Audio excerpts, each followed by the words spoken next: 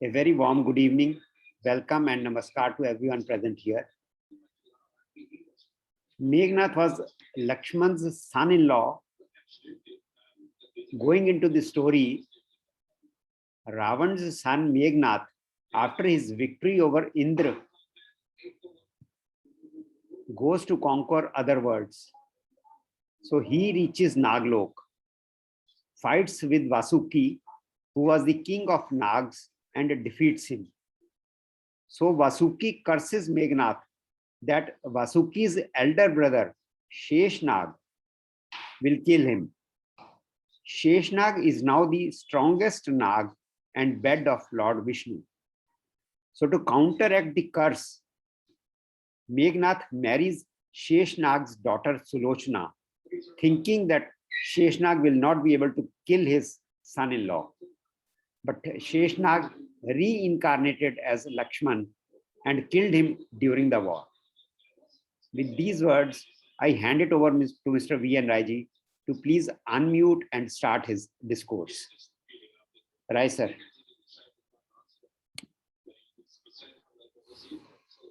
ठीक है.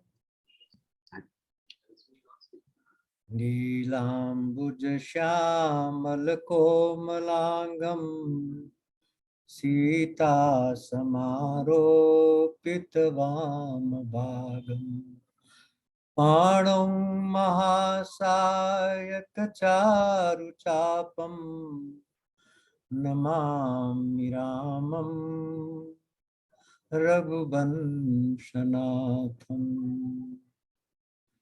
प्रविश्य नगर की जय सब काजा हृदय राखी कौशलपुर राजा. गरल सुधारि पुकरे मिताई गोपद सिंधु अनल शीतलाई. गरुण सुमेर रेणु समताही राम कृपा कर चितवा जाई.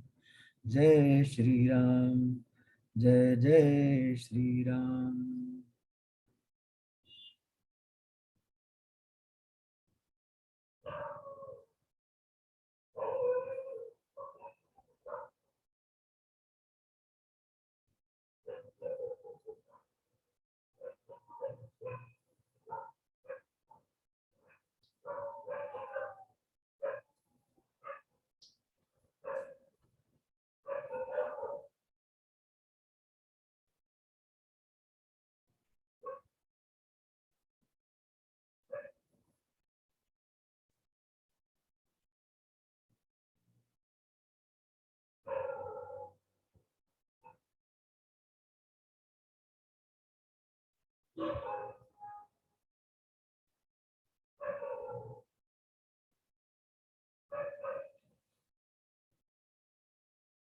जैसा कि आप लोग जानते हैं कि भगवान चित्रकूट में 12 साल बिताए.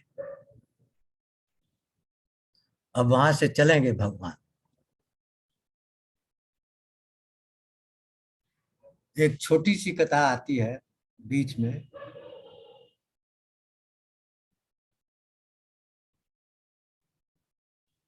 जितने महान हस्तियां हैं सबको डाउट है कि ये भगवान है कि नहीं.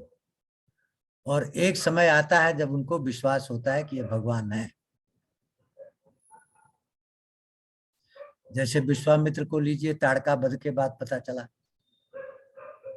जब बिना फर के बाण से मारे, जो इतनी उत्पात मचा रखी थी, तब निज नाचई चीनी विद्या निधि कहूं विद्या दीनी. अपने भगवान को पहचान लिए विश्वामित्र और विद्या के खजाने को विद्या दिए, सारी विद्याएं दे दी उनको. उसी तरह योगीराज जनक जी को कब मालूम पड़ा?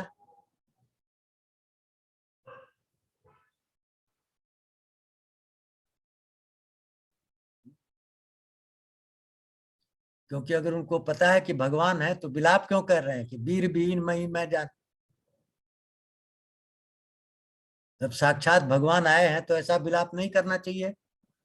नहीं मालूम है, क्योंकि भगवान अपने को माया से ढक के चलते हैं, प्रकट नहीं करते, अपने को लीला करते हैं.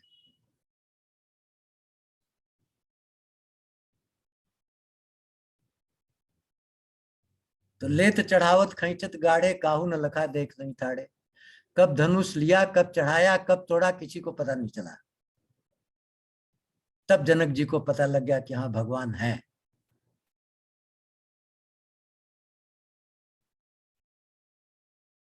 परशुराम आ गए, कठिन शब्दों में डांट रहे हैं सबको।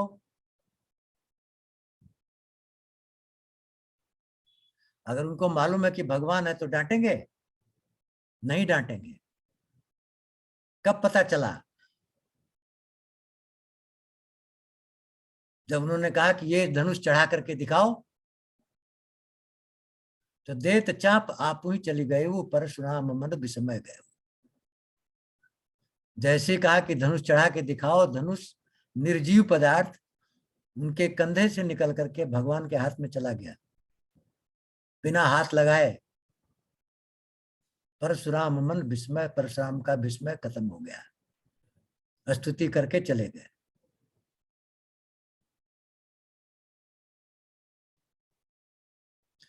तो अब यहां इंद्र का पुत्र जयंत भी परीक्षा ले रहा है भगवान की।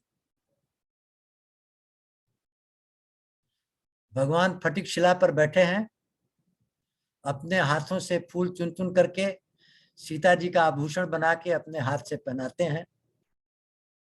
जयंत आता है, उनके पैर में चोंच मारता है, चल देता है परीक्षा लेने के लिए। जयंत भागा, पहले ब्रह्मा जी के पास गया, अपने पिताजी के पास अपना असली रूप दिखाया, क्योंकि भगवान ने बिना सर का बाण बांधा हुआ है और बाण पीछे चल रहा है।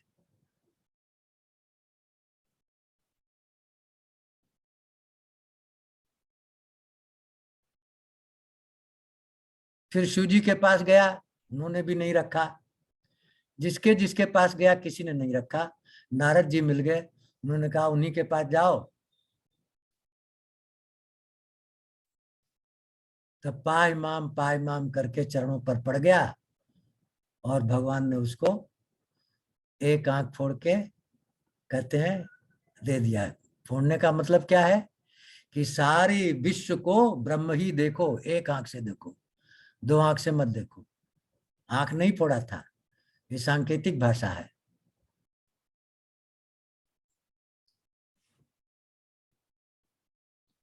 तो अब भगवान 12 साल चित्रकूट में रहे, इसका प्रूफ क्या है? इसका प्रूफ है कि अत्रि ऋषि के पास जब भगवान गए आश्रम में, तो अत्रि ऋषि ने उनकी वंदना की है 12 छंदों में, और वही प्रूफ है कि भगवान 12 साल रहे हैं।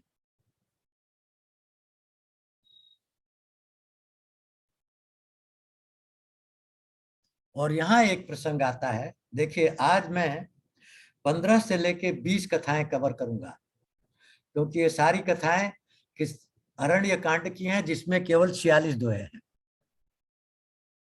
बाल कांड में 361 दोहे थे, अयोध्या कांड में 326 दोहे थे, अरण्य कांड में केवल 46 दोहे हैं, जबकि 184 दोहे में अयोध्या कांड में केवल भरत चरित्र का वर्णन है।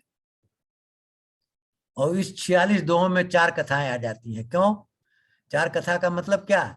4 गूढ़ ज्ञान आपको मैं देने वाला हूं इस छोटे से कांड में। एक एक को अपनी बुद्धि, मन और चित्त को एकाग्र करके सावधान से सुनिए। चारों कथाओं को संक्षेप में बताने जा रहा हूं। जयंत की कथा आपने सुनी, भगवान की परीक्षा लिया। इससे गूढ़ ज्ञान ये मिलता है कि जो भगवान में विश्वास नहीं करता, डाउट करता है और सबको कहता है भगवान भगवान कुछ नहीं होता है,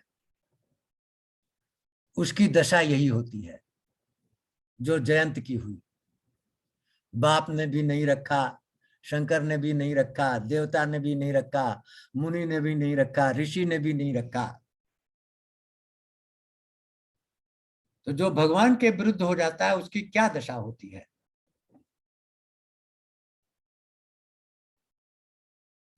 मातु मृत्यु पितु समन समाना।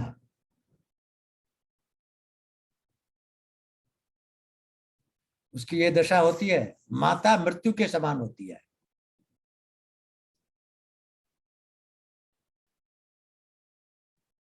और पिता श्मशान घाट के समान हो जाता है।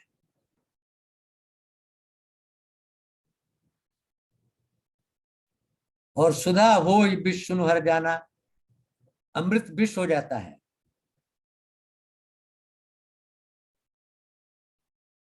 और मित्र करई शत्रु के करनी, मित्र जो है सैकड़ों शत्रु के समान व्यवहार करने लगता है।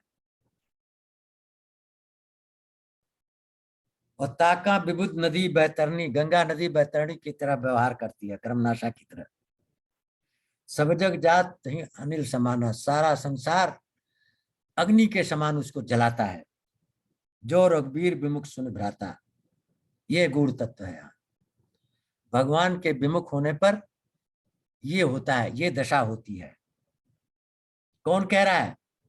काकभूषुंडी गरुड़ जी को समझा रहे हैं कि गरुड़ जी जो भगवान के विमुख हो जाता है, उसकी ये दशा होती है कि उसकी माता उसके लिए मृत्यु के समान व्यवहार करती है। पिता श्मशान घाट हो जाता है, अमृत विष हो जाती है। मित्र जो है सैकड़ों शत्रु के समान हो जाता है। गंगा नदी कर्मनाशा के समान हो जाती है। और सब जगह आग की वर्षा उसके ऊपर होती है। अब सीता जी आ गई अनसुईया जी के पास,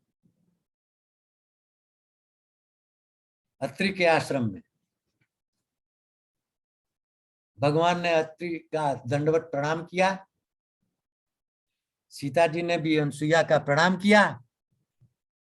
अब यहां गूढ़ तत्व क्या है? गूढ़ तत्व यह है कि अनसुईया जी परम पतिव्रता पवित्र नारी हैं।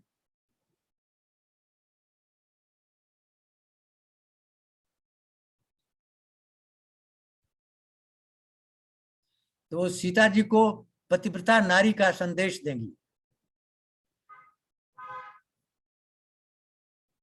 नारी धर्म क्या है?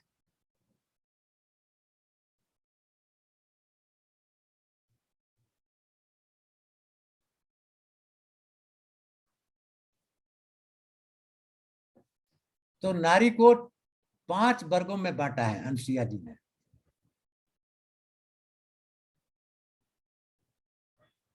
और इसके पहले कहा है अनसुईया जी ने कि देखो, संसार में स्त्री के लिए पिता, भाई, पुत्र, संबंधी सभी प्रिय होते हैं, लेकिन सबसे प्रिय उसको अपना पति होना चाहिए।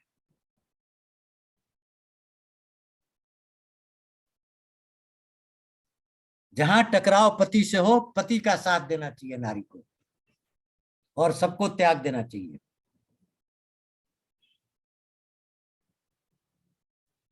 धीरज धर्म मित्र और नारी, आपतकाल परिचय चारी।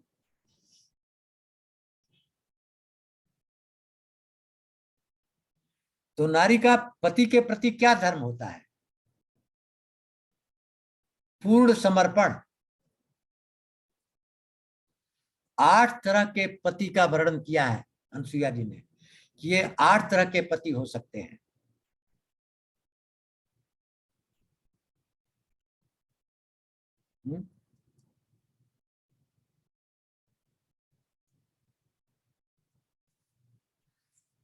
बूढ़ा हो सकता है, तुमसे उम्र में बहुत बुढ़ा,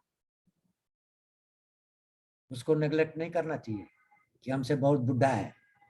वृद्ध, रोगी हो, रोग से ग्रसित है, चारपाई पर पड़ा हुआ है, जड़ है, मूर्ख है, धनहीन, एकदम गरीब है, 1 पैसा नहीं है। ये 4 तरह के पति हुए। वृद्ध, रोग बस, जड़, धनहीना। और 4 तरह के, अंधा है,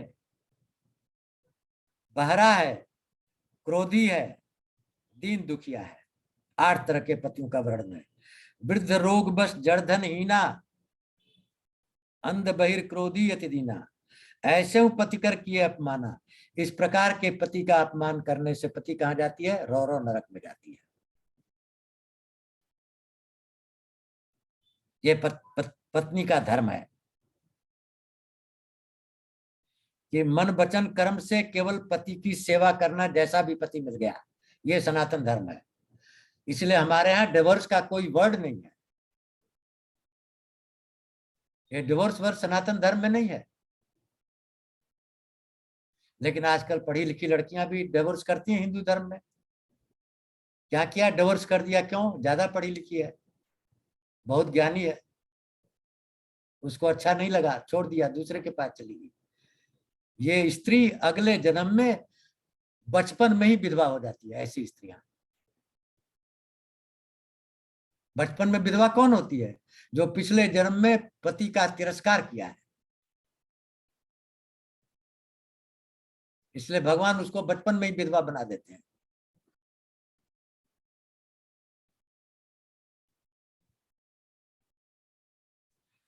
तब अनसुईया जी ने सीता जी को पतिव्रता स्त्री के प्रकार बताए।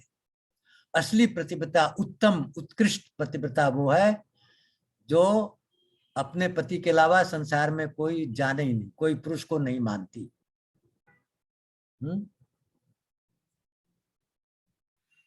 उत्तम के अस बस जे मानी, सपने आन पुरुष जगनाई। सपने में भी दूसरे पुरुष को याद नहीं करती, कल्पना में भी। ये असली पतिव्रता है। उत्तम। मध्यम कौन है? मध्यम वो है जो जितने पुरुष वर्ग हैं, अगर बड़े हैं तो पिता के समान दृष्टि होती है, बराबर हैं तो भाई के समान दृष्टि होती है, छोटे हैं तो पुत्र के समान दृष्टि होती है। ये मध्यम पतिव्रता है।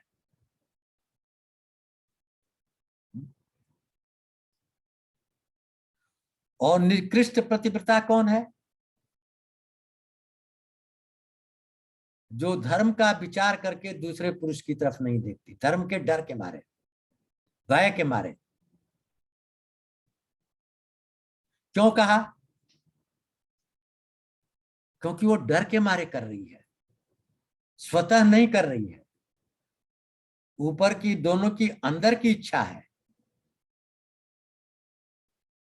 किसी का डर नहीं है, किसी का प्रतिबंध नहीं है, कोई कंडीशन नहीं है।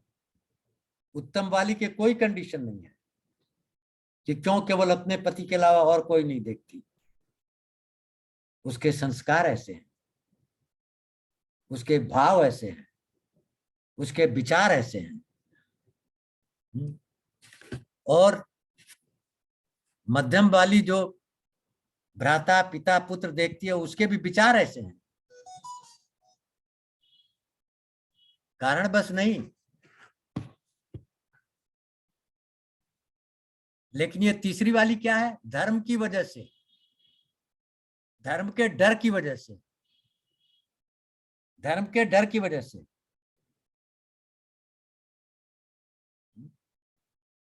तो इसको निकृष्ट कहा है। और इससे भी नीचे गिरी हुई अधम नारी है। अधम नारी कौन है? कि जिसको अवसर नहीं मिला, इसलिए पतिव्रता बनी हुई है, अधम नारी है वो। और सबसे नीची गिरी हुई वो है जो हमेशा दूसरे के पति के साथ देखती है, वो हमेशा रौरव नरक में जाएगी। और अनसुईया जी ने सीता जी को कहा कि तुम तो उत्कृष्ट कैटेगरी की हो, तुम्हारा नाम स्मरण करके स्त्रियां पतिव्रत धर्म को अपना लेंगी। उनके अंदर पतिव्रत धर्म उतर जाएगा अपने आप, तुम्हारा नाम लेकर के।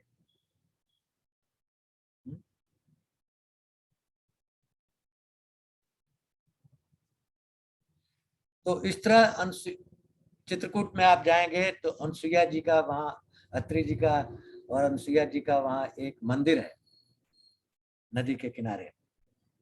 वहां दिखाया कि सनक सनंदन सनत कुमार ये चारों आए थे परीक्षा लेने के लिए? नहीं, वो आए थे ब्रह्मा विष्णु महेश परीक्षा लेने कि हम आपको नंगा देखना चाहते हैं।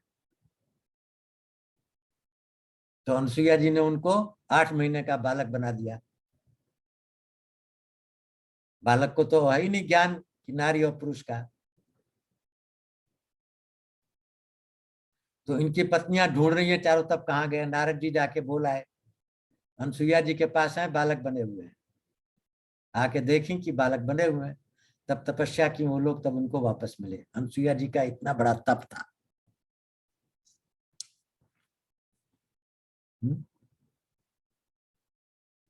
उसके बाद प्रसंग आता है, विराट को मारा, सरभंग को मुक्ति दी, आगे चले, सुतीक्षण जी मिल गए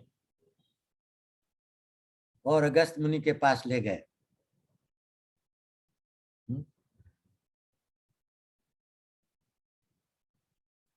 और अगस्त मुनि से भगवान पूछ रहे हैं क्या कि सारी अस्थियां देख करके मुनियों की, ऋषियों की, कि हमको वो मंत्र दीजिए जिससे मैं सारे राक्षसों का संहार कर दूं। अब देखिए भगवान भी प्राकृतिक मनुष्य की तरह व्यवहार कर रहे हैं। तो अगस्त मुनि ने कहा मैं पहचान लिया आपको, मैं क्या आपको मंत्र दूंगा?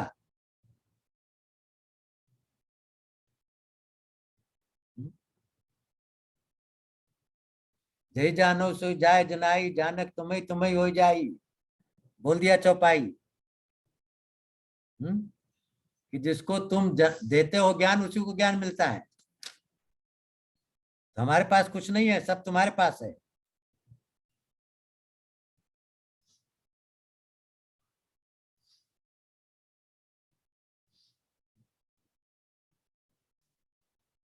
तो अगस्त मुनि ने कहा कि आप दंडक वन में निवास करिए। अब ये दंडक वन क्या है? दंडकारण्य, इस वन को श्राप मिला हुआ है। महाराजा इक्ष्वाकु जो रघुकुल वंश में थे, उनका सबसे छोटा बेटे का नाम था दंड। 100 बेटे थे, बहुत उद्दंड था। उसको उन्होंने गुरु शुक्राचार्य के पास भेज दिया था कि कुछ शिक्षा उच्छा लेकर के आओ। तो यही इस दंडक वन में शुक्राचार्य जी अपने शिष्यों को शिक्षा देते थे। दंड भी यहां आ गया, लेकिन दंड ने उनकी पुत्री के साथ दुर्व्यवहार किया, इसलिए उसको श्राप दिया। दंड को तो श्राप दिया ही दिया, क्षेत्र को भी श्राप दिया। जो 93,000 स्क्वायर किलोमीटर का एरिया है, विंध्याचल से लेकर के और गोदावरी तक, इसको दंडकारण्य कहते हैं।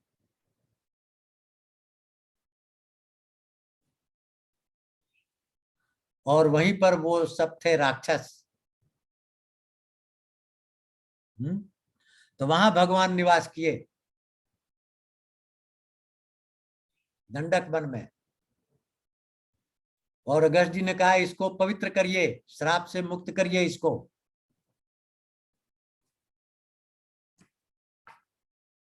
तो अब जो गूढ़ चीज मैं आपको सुनाने जा रहा हूं वो गीता का 8वां अध्याय है। जब भगवान कृष्ण ने अर्जुन को सब ज्ञान दे दिया, ज्ञान भक्ति वैराग सब बता दिया, तो अर्जुन ने 8 प्रश्न किए भगवान से। क्या प्रश्न किए? भगवान अब बताओ, ब्रह्म क्या है, जीव क्या है, माया क्या है, भक्ति क्या है, ज्ञान क्या है, अज्ञान क्या है। और फिर भगवान कृष्ण ने एक एक का उदाहरण देकर के समझाया। वही चीज जो भगवत गीता में भगवान कृष्ण ने अर्जुन को समझाया है, वही रामचरितमानस में भगवान राम की गीता लक्ष्मण के लिए है। एक बार सीता जी जंगल में गई फूल चुगने, यहाँ लक्ष्मण जी अकेले राम जी को पाए और दनादन ये 8 क्वेश्चन कर दिया उन्होंने। तो तुलसी बाबा कहते हैं कि एक बार प्रभु सुख आशीना, लक्ष्मण बचन कहे छलहीना। एक बार भगवान को सुखासन में बैठ करके लक्ष्मण देखे कि भगवान एकदम प्रसन्न मुद्रा में बैठे हुए हैं, तो छल कपट छोड़ करके लक्ष्मण ने क्या कहा कि सुरनर मुनि सचराचर साई, मैं जानो निज प्रभु की नाई। आप देवताओं के, मनुष्यों के, ऋषियों के, सबके स्वामी है, चर अचर के, और मेरे भी स्वामी प्रभु हैं।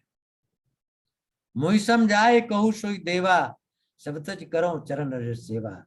मुझे समझा करके कहिए इससे आपके चरणों की सेवा करूं। क्या पूछा? कहो ज्ञान विराग और माया।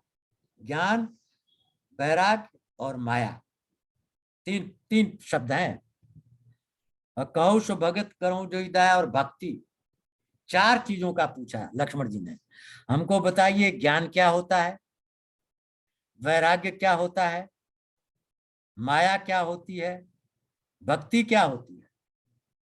चार चीजें पूछी और फिर दो चीजें और पूछी, ईश्वर क्या होता है और जीव क्या होता है।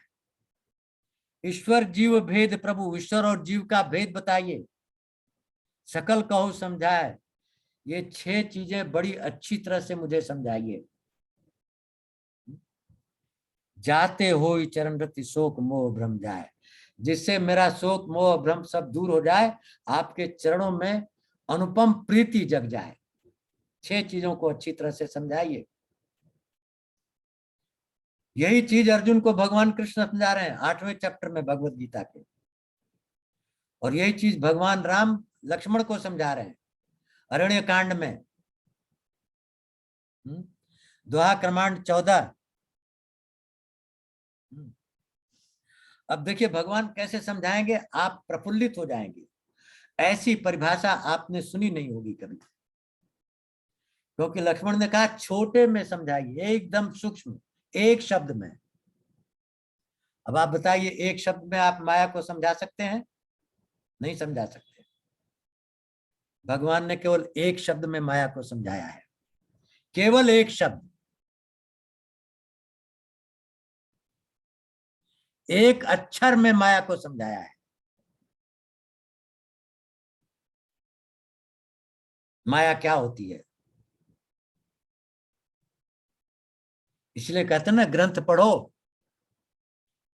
एक साइंटिस्ट से भी पूछो माया तो लेक्चर देगा, एक बाबा से भी पूछो तो लेक्चर देगा, जगत मिथ्या है, सब कुछ माया है, यही कहेगा ना। एक शब्द में तो कह नहीं देगा। भगवान ने कहा लक्ष्मण माया मैं है, मैं ही माया और कोई माया नहीं। बताओ माया है कि नहीं मैं? क्यों कि अगर मैं है तो तू भी होगा, भेद आ गया ना, द्वंद्व। और अगर मैं है तो मेरा भी होगा, और तू है तो तेरा भी होगा। तो एक शब्द मैं मिटा दो, माया मिट गई। न मैं रहेगा न मेरा रहेगा, न मैं रहेगा न तू रहेगा। जब मैं ही नहीं तो तू कहां से, और तू नहीं तो तेरा कहां से। तो भगवान ने लक्ष्मण से कहा मैं और मोर तोर तय माया, ताते कीनी जीव निकाया। लक्ष्मण मैं मेरा तू तेरा यही माया है, और कोई माया नहीं है जिसने जीव को अपने वश में कर रखा है।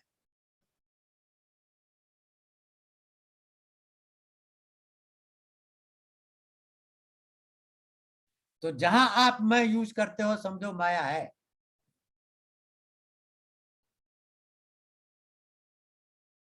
फिर आगे इसका थोड़ा एक सेंटेंस और जोड़ दिया, गो गोचर जहां लग मन जाई, सो सब माया जानऊ भाई।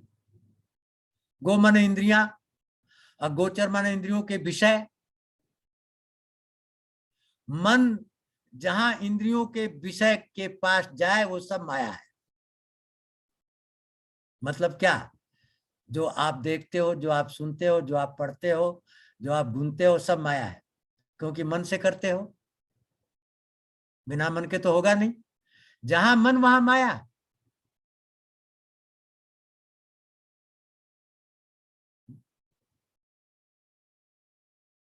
मैं और मोर तोर तय माया, ताते कीनी जीव निकाया, गो गोचर जहां लगमन जाई, सो सब माया जानो भाई।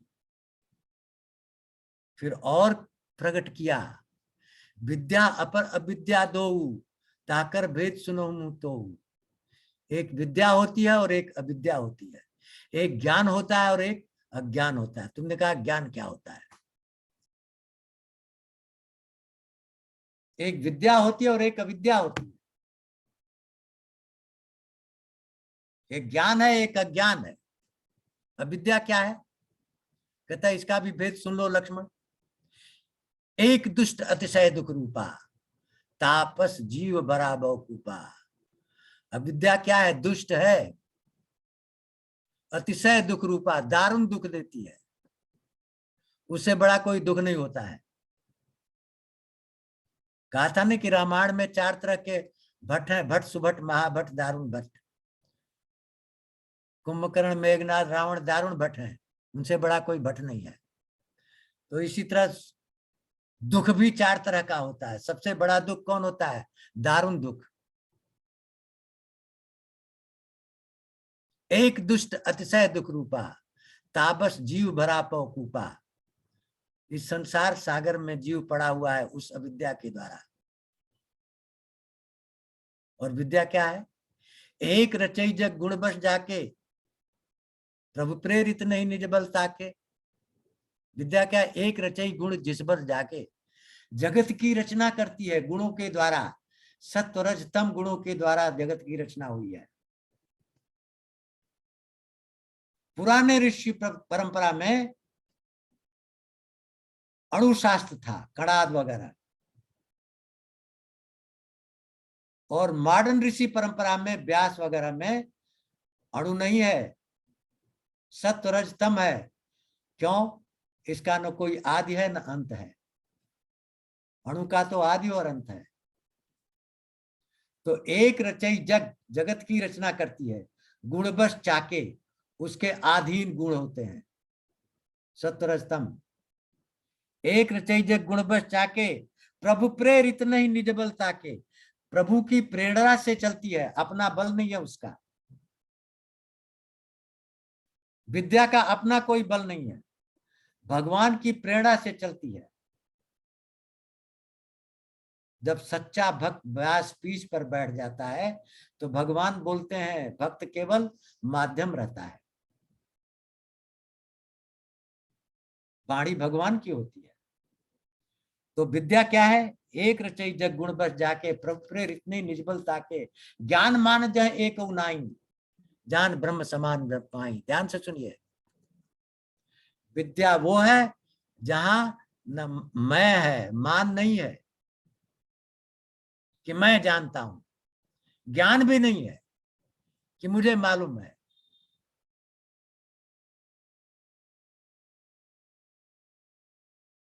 ज्ञान विद्या नहीं है, कह दिया साफ साफ।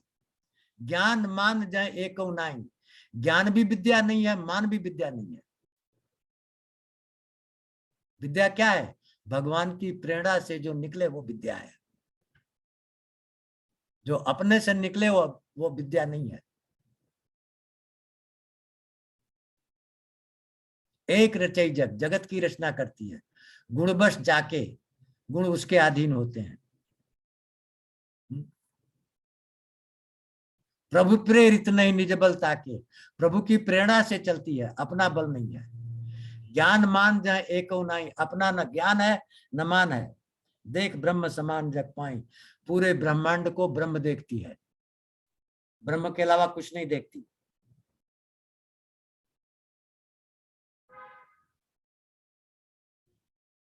तो पूरा विद्या अविद्या और माया का वर्णन भगवान ने कर दिया।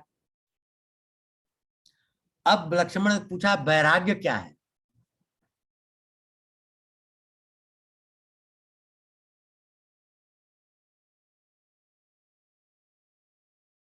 तो भगवान ने एक लाइन में बताया, सुनो तात ते परम विरागी। परम वैरागी वो है त्रिनसम सिद्ध 3 गुण त्यागी, जिसने 8 सिद्धि 9 निधि और तीनों गुणों को तिनके की तरह त्याग दिया है, वो परम वैरागी है।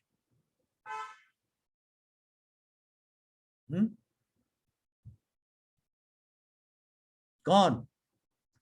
भरत को कहा प्रयागराज ने, अर्थ धर्म काम मोक्ष ले लो, तो भरत ने क्या कहा? अर्थ धर्म न काम रति गति न चाहो निर्माण, जन्म जन्म प्रभु राम पद यह वरदान नान। ये सब कुछ नहीं चाहिए, भगवान का पद पैर चाहिए, चरण चाहिए। यह है परम वैरागी।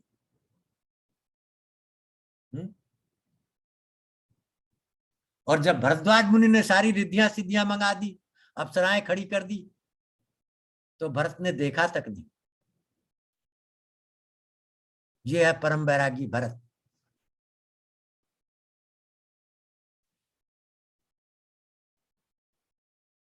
जिसके अंदर कोई इच्छा ही नहीं है, कुछ नहीं चाहिए, वो परम वैरागी है। लेकिन भगवान के चरण चाहिए। फिर लक्ष्मण जी ने पूछा है, ईश्वर और जीव में क्या भेद है?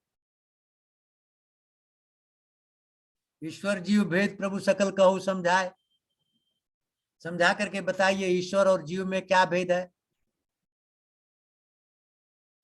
तो इसका उत्तर दोहे के माध्यम से दिया भगवान ने। माया ईश न आपका जान सके सो जीव। जीव कौन है? जो 3 चीजों को नहीं जानता है।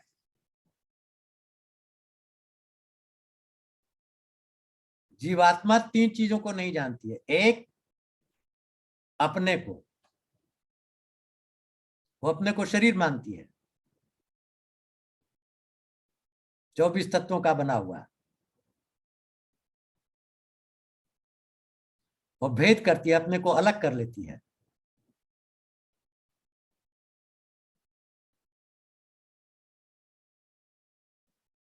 और किसको नहीं जानती? ईश्वर को नहीं जानती। क्यों नहीं जानती? क्या भेद है ईश्वर और माया में, जीव में?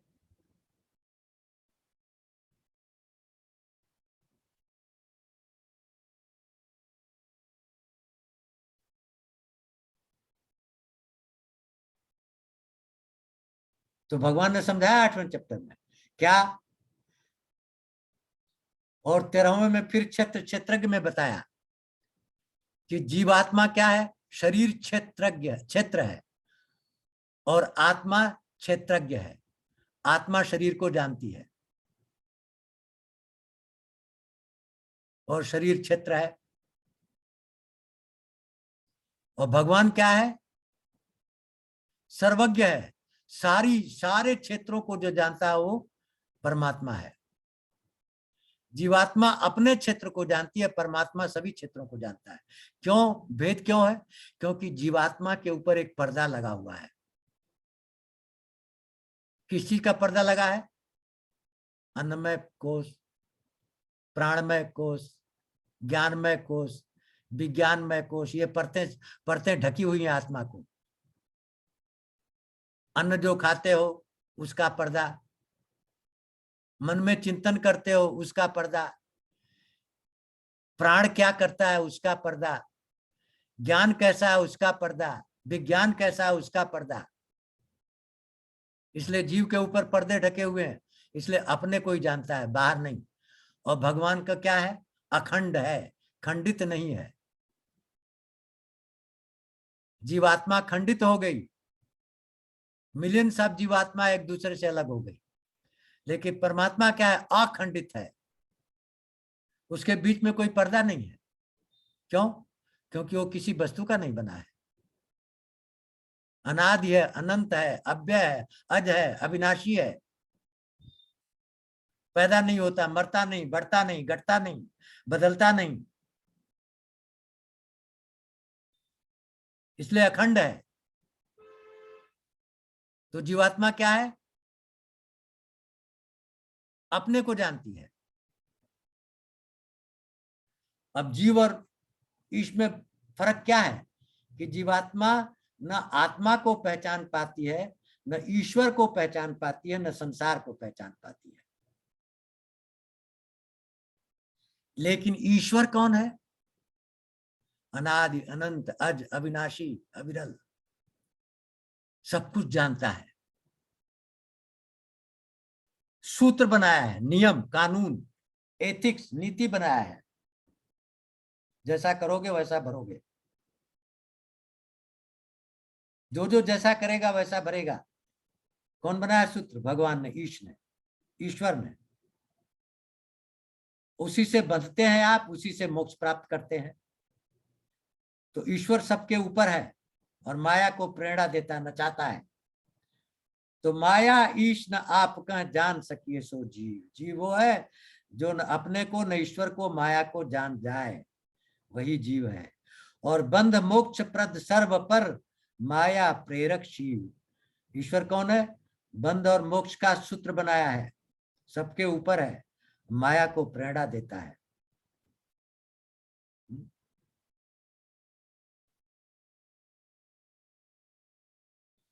अब इसी को एलाबोरेट किया भगवान ने कि तुमने कहा वैराग्य। वैराग्य क्या है?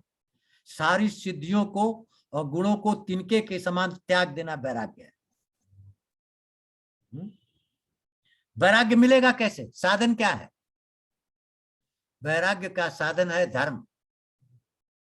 धर्म पर चलोगे तो वैराग्य मिल जाएगा अपने आप।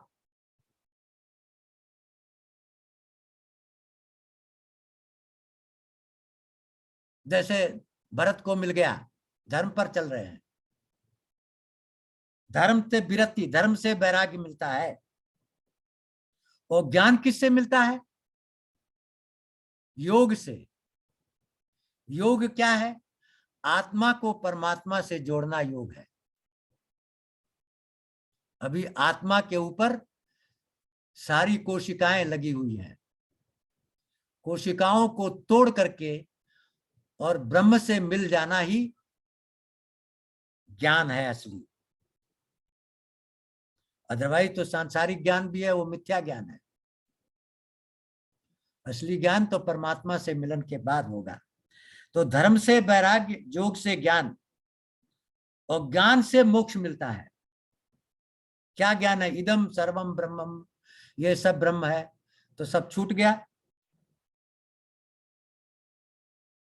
और फिर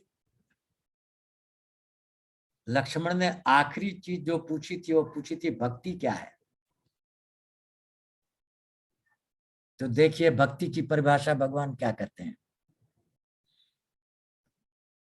जाते बेग द्रवों में भाई, जिससे मैं तुरंत द्रवित हो जाऊं, गदगद हो जाऊं, प्रसन्नचित हो जाऊं, प्रफुल्लित हो जाऊं। सोमम भगति, भगत सुखदाई, वो मेरी भक्ति है। सो स्वतंत्र अवलंबन आना, वो इंडिपेंडेंट है, किसी पर निर्धारित नहीं है। भक्ति किसी पर डिपेंडेंट नहीं है।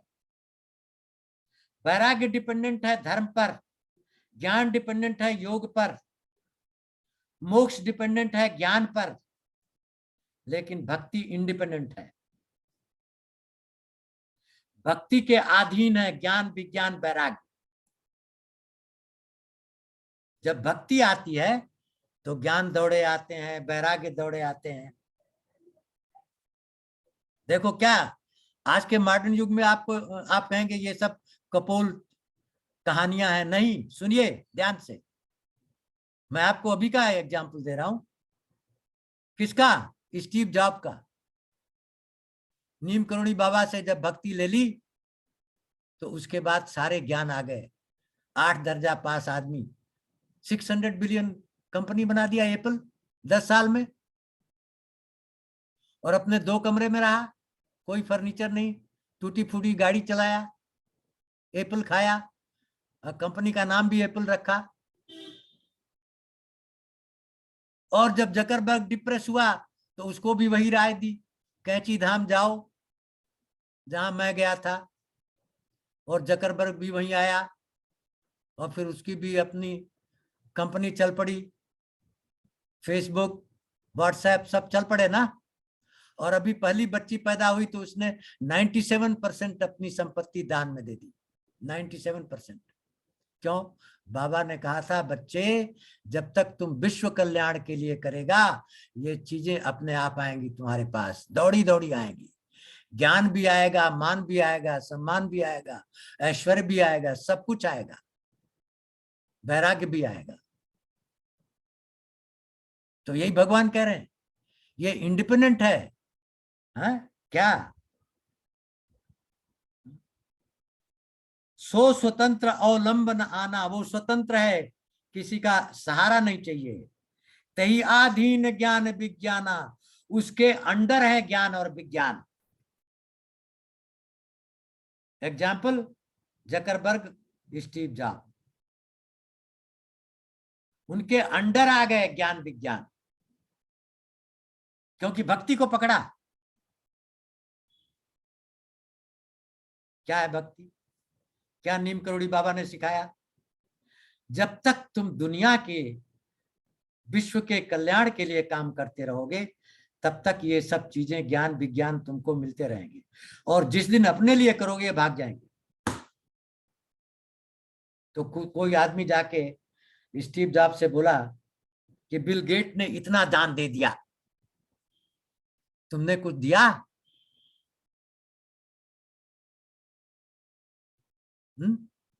तो क्या कहा स्टीव जॉब ने? स्टीव जॉब ने कहा मेरे गुरु तो कैंची धाम वाले बाबा हैं, महाराज जी। क्या कहा है महाराज जी ने? संग्रह मत करो कोई चीज, तो मेरे पास तो कुछ है ही नहीं, मैंने तो 2000 अमेरिकन को बिलियनियर बना दिया, और मैं खुद तो गरीब हूं, मेरे पास कुछ नहीं है, मैं तो सब दान दे दिया, बाबा ने कहा था।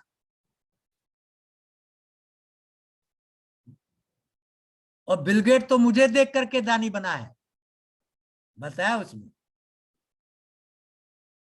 मुझको देख करके दानी बन रहा है, अपने अकाउंट से पैसा दे रहा है, मेरे तो अकाउंट में पैसा ही नहीं है।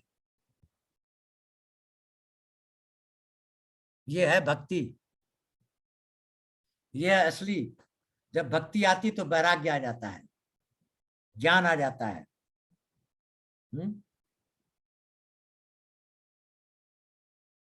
अब भक्ति मिलते कैसी है? स्टीव जॉब को, जकरबर्ग को भक्ति कहां मिली? जब स्टीव जॉब 12 साल की उम्र में हरिद्वार आया अर्ध कुंभ में, तो बाबा लोगों को देखा गांजा फूंक रहे हैं, तो एक बाबा ने देखा कि ये बड़ा क्यूरियस बच्चा है, हिप्पी था, उन दिनों हिप्पी कट चला था अमेरिका में, बड़ा हिप्पी बने थे सब, डिप्रेस थे सब। तो बोला क्या ढूंढ रहे हो? तो बोला मैंने सुना इंडिया में ज्ञान है, यहाँ के ऋषि मुनि बहुत सारा ज्ञान पैदा किए। तो बोला यहाँ नहीं मिलेगा तुमको ज्ञान, चलो। वही ले गया कैंची धाम, और तब तक तो बाबा शरीर छोड़ चुके थे। स्टीव जॉब आया इंडिया में 74 में, 73 में बाबा जा चुके थे। तो बाबा की समाधि पर उसने ध्यान लगाया, और इतनी ध्यान लगाई कि उसकी समाधि लग गई। जो बाबा के शिष्य जोशी जी हैं, उसको उठा रहे हैं, उठ ही नहीं रहा है। उसकी हालत वही हुई जो सुतीक्षण जी की हुई। भगवान की समाधि लगाया, भगवान उसको उठा रहे हैं, नहीं उठ रहा है, क्योंकि हृदय में धनुष बाण लिए राम लक्ष्मण सीता विद्यमान है। और जैसे ही भगवान ने वो स्वरूप निकाल के चतुर्भुज रूप डाल दिया, सुतीक्षण जी अकुला करके खड़े हो गए और देखे सामने भगवान खड़े हैं। तो यही भक्त होता है। बाबा की समाधि लगाया और बाबा उसके हृदय में उतर गए, और हृदय में उतर के उसको ज्ञान दे दिया कि बच्चा वसुधैव कुटुंबकम सर्वे भवन्तु सुखिनः सर्वे सन्तु निरामया सर्वे भद्राणि पश्यन्ति माँ कश्चित् दुख भाग् भवेत्। ये उपदेश दिया बाबा ने, सबका कल्याण हो, सब निरोग हो, कहीं दुख न हो संसार में, ऐसा काम करो। तब आकर के उसने $150 की कंपनी डाली, अपने 4 लफंगा दोस्तों के साथ अपने बाप के गैराज में कुछ चिप बनाना शुरू किया, फिर IBM में नौकरी की, नौकरी छोड़ करके फिर अपनी कंपनी आगे बढ़ाया और 10 साल में 600 बिलियन की कंपनी बन गई उसकी। सारा म्यूजिक, सारा आईपॉड, आईपैड सब बना दिया, जबकि आईबीएम में इतने सारे पीएचडी लगे हुए थे इतने सालों से।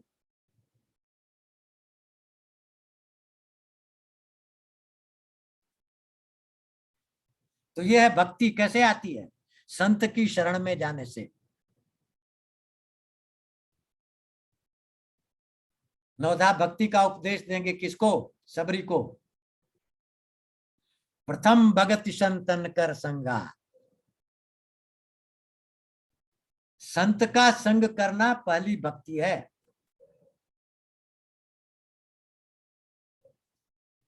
उससे क्या होगा फिर, अपने कर्म में रत हो जाएगा मनुष्य सत्संग से। कर्म क्या है, जो संस्कार है वही कर्म है। हम सांसारिक कर्म करने में लगे हुए हैं, संसार की संस्कार की अवहेलना करके कुछ और ही कर्म कर रहे हैं। संस्कारिक कर्म कौन होता है, जिसको करने में आनंद हो, उसके आगे फिर धन दौलत जीरो हो जाते हैं।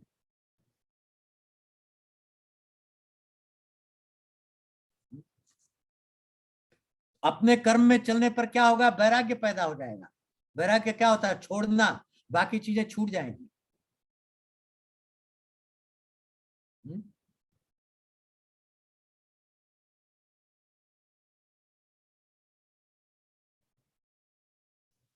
सारे विषयों से वैराग्य हो जाएगा, तब क्या होगा, भगवान के चरणों में स्नेह पैदा हो जाएगा और 9 तरह की भक्ति दृढ़ हो जाएगी। जो प्रसंग में सबरी जब आएगी नवदा भक्ति, तब वहां मैं कहूंगा। तो भगवान के चरणों में प्रेम उपजा होगा। फिर क्या होगा, वही होगा जो भगवान ने विभीषण को दिया उपदेश, जननी जनक बंधु सुतदारा, तनुधन भवन सुहृद परिवारा, सबकर ममता ताग बटोरी, ममपद मनई बाग बद डोरी।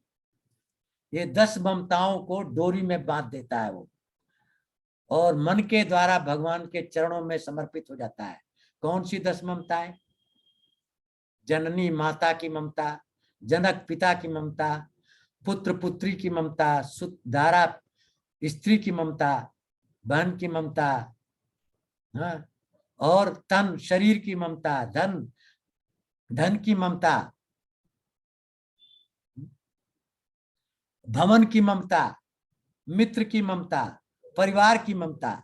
ये 10 ममता को मन में बांध करके मन को भगवान के चरणों में बांध देता है।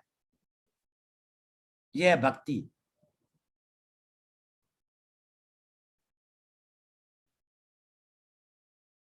क्यों, इन 10 को भगवान में देखता हो। तमेव माता च पिता तमेव, तमेव द्रविड़म, तमेव बंधु चस्का तमेव, तमेव द्रविड़म विद्या तमेव, तमेव सर्वम मम देव देवा।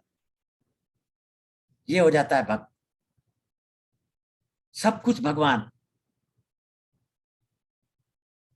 फिर उसको दम नहीं रहता, मान नहीं रहता, अहंकार नहीं रहता, अज नहीं होता। तो इस प्रकार लक्ष्मण जी को भगवान राम ने राम गीता सुनाई। जो कृष्ण ने कृष्ण गीता अर्जुन को सुनाया 8वें अध्याय में, वही अरण्य कांड में भगवान राम ने लक्ष्मण को राम गीता सुनाई।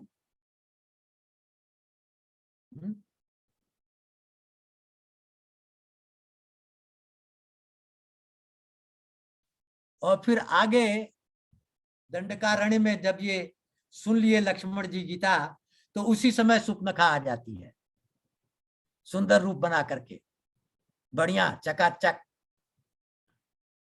जिसको देख के आदमी एकदम वो हो जाए। और आप जानते हो उसने क्या लीला किया, नाक कटवा ली।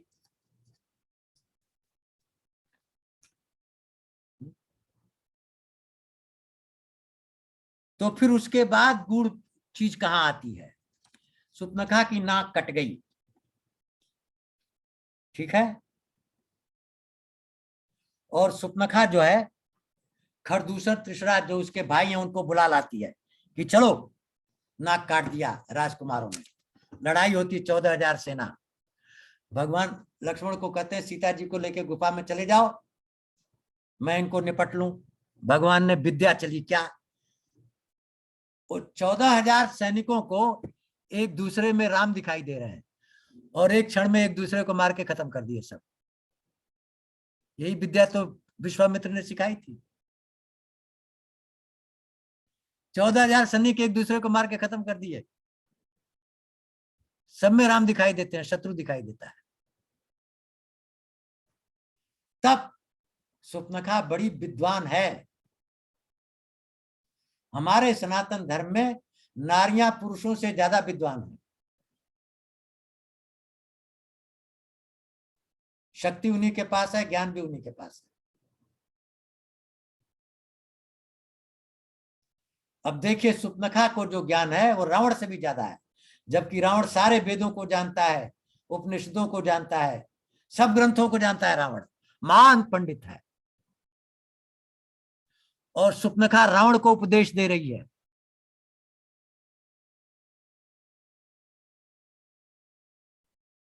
मन बुद्धि चित्त लगा के सावधान होकर सुनिए सुपनखा का उपदेश रावण को।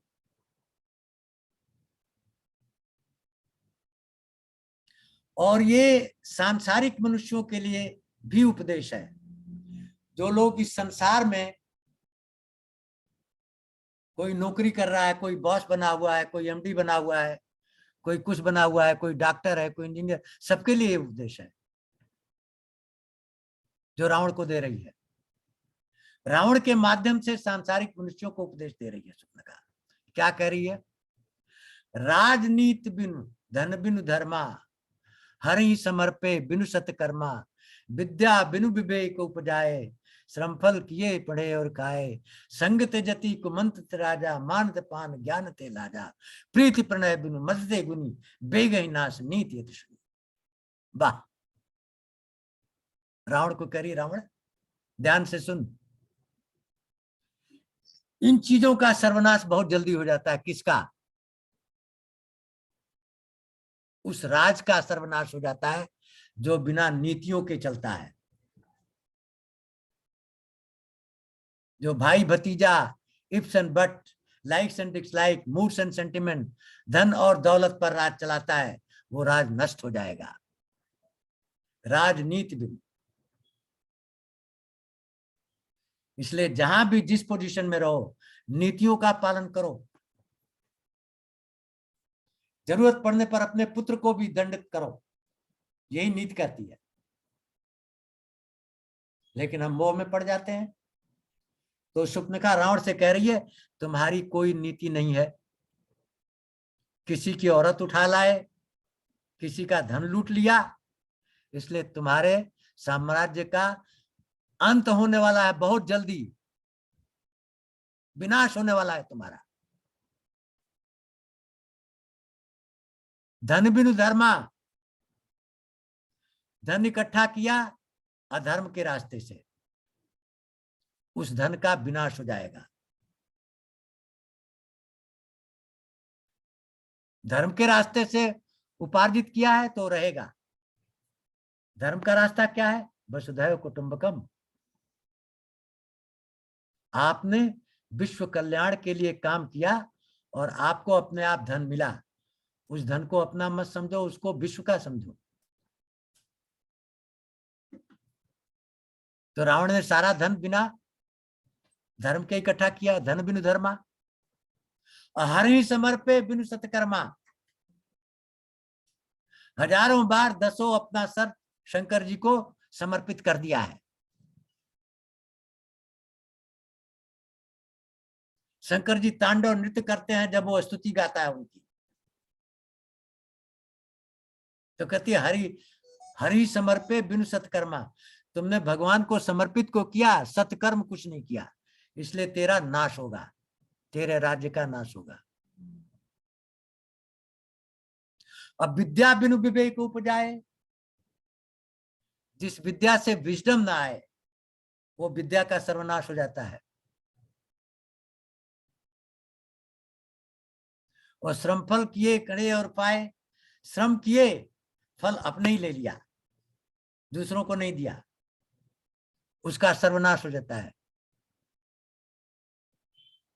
संग ते जति, सन्यासी है लेकिन किसी से जोड़ लिया अपने को कि ये कमंडल मेरा, खत्म हो गया सन्यास, ये लंगोटी मेरी, खत्म हो गया सन्यास।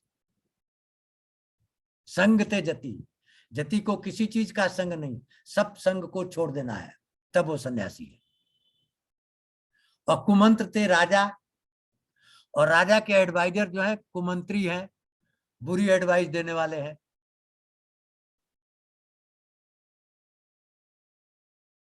संग ते जति कुमंत्र ते राजा, मानते ज्ञान, ज्ञान है लेकिन उसका बहुत घमंड है, तो वो ज्ञान भी नष्ट हो जाएगा जल्दी। अब पानते लाजा, मदिरा पान करने से लज्जा खत्म हो जाती है। प्रीति प्रणय बिनु, दोस्ती है आत्मीयता नहीं है, वो दोस्ती खत्म हो जाएगी। कैसी आत्मीयता?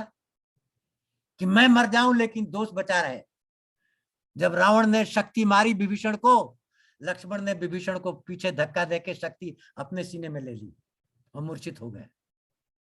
ये होती है दोस्ती, कि दोस्त जब तक मैं जिंदा हूं तब तक तुमको कोई मार नहीं सकता। प्रीति प्रणय बिनु।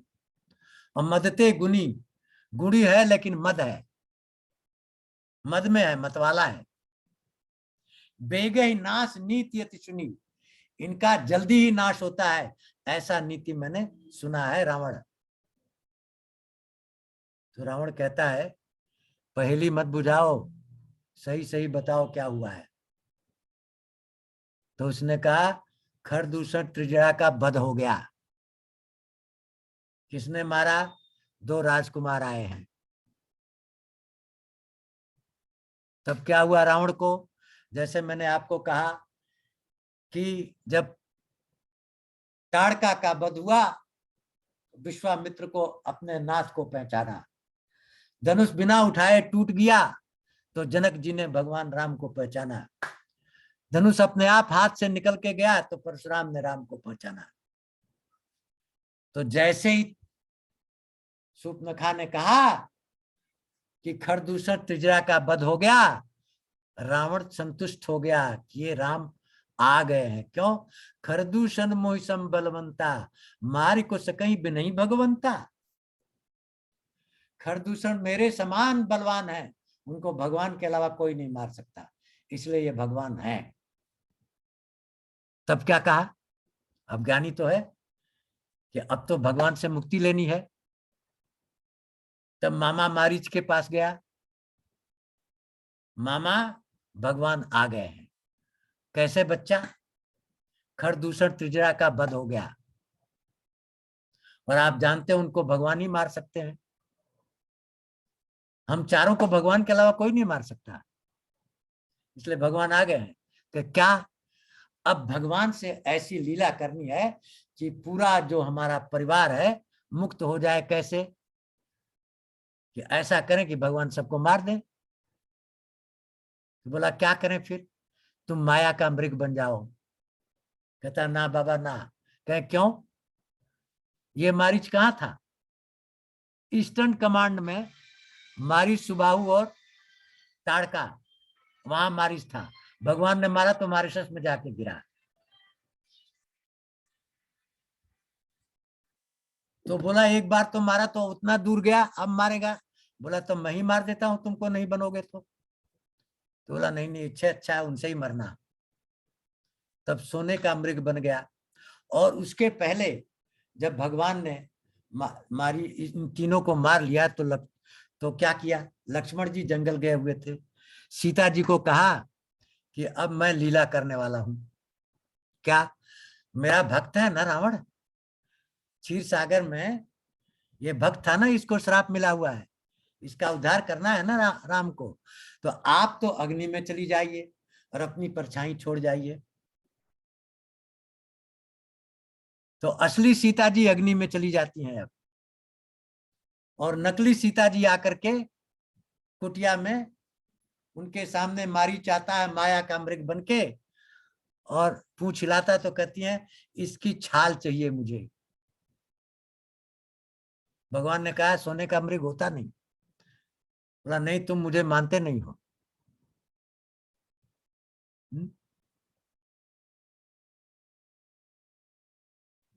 तो भगवान माया मृग के पीछे चले सीता जी के कहने पर, जानते हुए कि माया मृग है। संदेश क्या है आप लोगों को? आप देखिए विश्व में जितनी बड़े भगवान हुए हैं, चाहे शंकर भगवान हो, चाहे विष्णु भगवान हो, चाहे ब्रह्मा हो, सबने अपनी औरत का बात माना है, ये जानते हुए भी कि गलत है।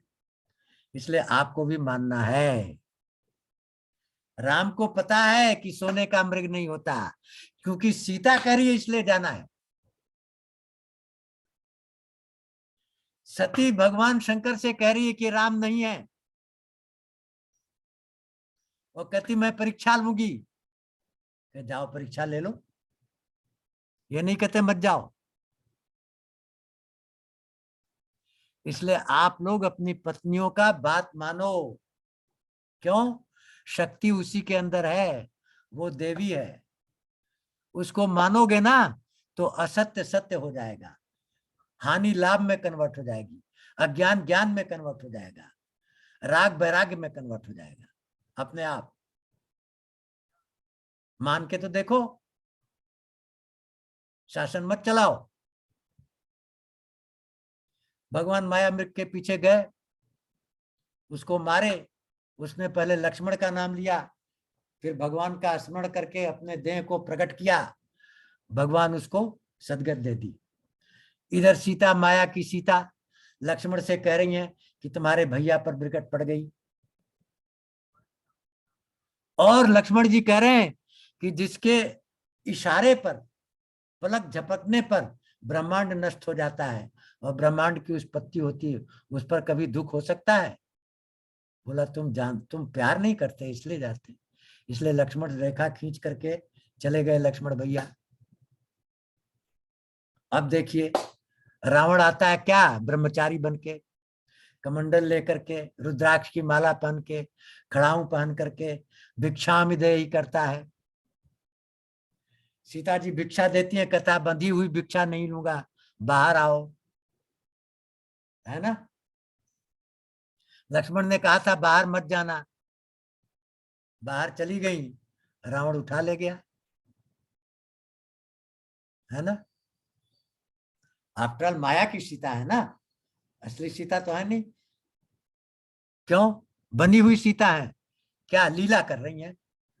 राम भी बने हुए भगवान है, लीला कर रहे हैं। तो सारे लोग लीला लीला अवतार हो गए हैं।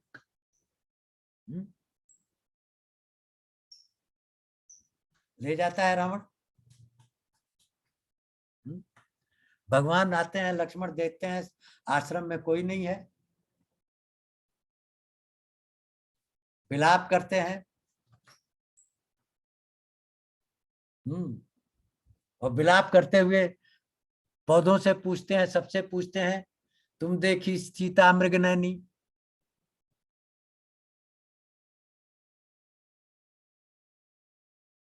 और उसके बाद शबरी के आश्रम में चले जाते हैं। शबरी कौन है? शेड्यूल ट्राइब है, और उसका जूठा बैर खाते हैं। तो हमारे यहाँ जात पात नहीं थी, देखिए होती ही तो एक छत्री का बेटा जो है शूद्र का जो है जूठा खाता। छत्री का बेटा जो है मल्लाह के गले लगता, और मल्लाह कहता कि बिना पैर धोए नाव नहीं उतारूंगा, तो उठा करके धनुष जो है मार देता धड़ाम से कि इसकी ऐसी की जैती। लेकिन नहीं, हमारे यहाँ कभी जात पात नहीं थी। ये जात पात कौन लाए? ये मुगल साम्राज्य में आया और इसको बढ़ावा दिया अंग्रेजों ने। पर्दा सिस्टम भी अंग्रेजों से आया। हमारे यहाँ तो माताएं देवियां इतनी विदुषी होती थी कि जब शंकराचार्य और मुंडन मिश्रा का शास्त्रार्थ हुआ तो भारती रेफरी बनी है। भारती कौन है? मुंडन मिश्रा की औरत। और दोनों स्वीकार करते हैं कि ये हम लोगों से ज्यादा जानती है शास्त्र। ये देवियां थी हमारी। और फिर उसने अपना डिसीजन दिया कि मुंडन मिश्रा हार गए, शंकराचार्य जीत गया।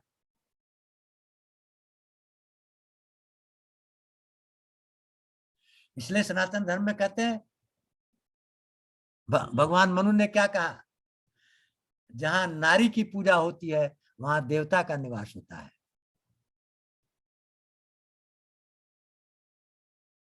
इसलिए उनको देवी कहा जाता था, पत्नी नहीं कहा जाता था। जो पति को तार देती है वो पत्नी होती है।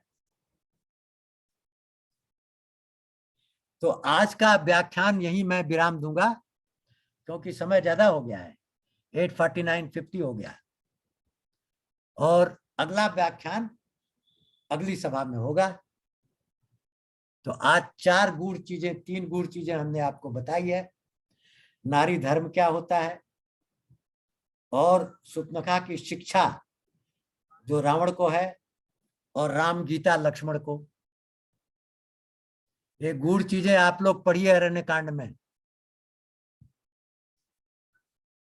और पढ़ के फिर अगली सभा में आइए, ताकि आप प्रिपेयर्ड रहें कि अगला जो व्याख्यान होगा वो नवदा भक्ति का होगा।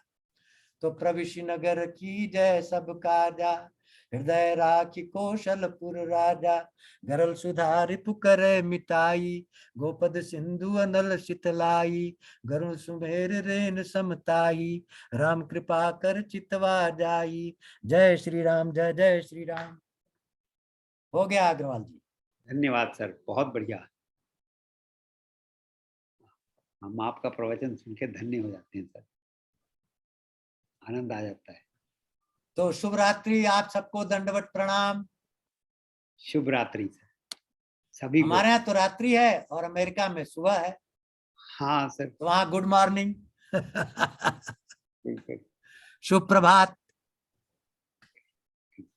शुभ रात्रि, शुभ प्रभात, सबको दंडवत प्रणाम। राइट सर, थैंक यू, धन्यवाद सर।